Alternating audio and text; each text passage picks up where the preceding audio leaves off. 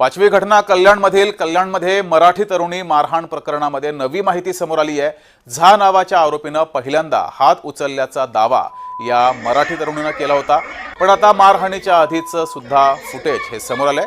ज्या तरुणी आरोपीच्या वहिनीवर पहिल्यांदा विनाकारण हात उगारताना दिसतेय, त्यानंतर संतापलेल्या झानं तरुणीला बेदम मारहाण केली आहे। या प्रकरणाची नवी बाजू आता समोर आली आहे। वादात नवा खुलासा झालाय। रुग्णालयाचा नवा सीसीटीव्ही हा समोर आलाय।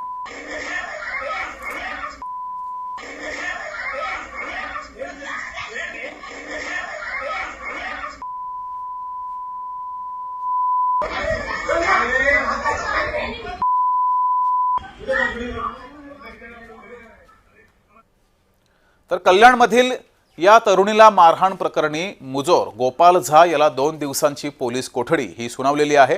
गोपालच्या भावाला सुद्धा 2 दिवसांची पोलीस कोठडी सुनावण्यात आली आहे। मनसे नेत्यांनी गोकुल झा याला ताब्यात घेतलं होतं, त्यानंतर पोलिसांच्या स्वाधीन केलेलं आहे आणि पोलिसांनी आता कारवाईला सुरुवात केली आहे।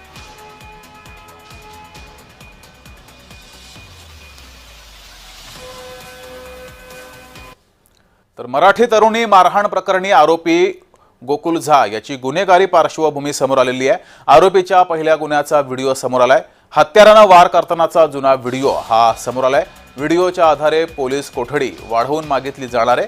आरोपीला सध्या 2 दिवसांची पोलीस कोठडी सुनावली गेली आहे। या रुग्णालयात मारहाण करणारा हा तरुण त्याचा या आधीचा सुद्धा चाकूने एकावर हल्ला करतानाचा व्हिडिओ हा समोर आलाय।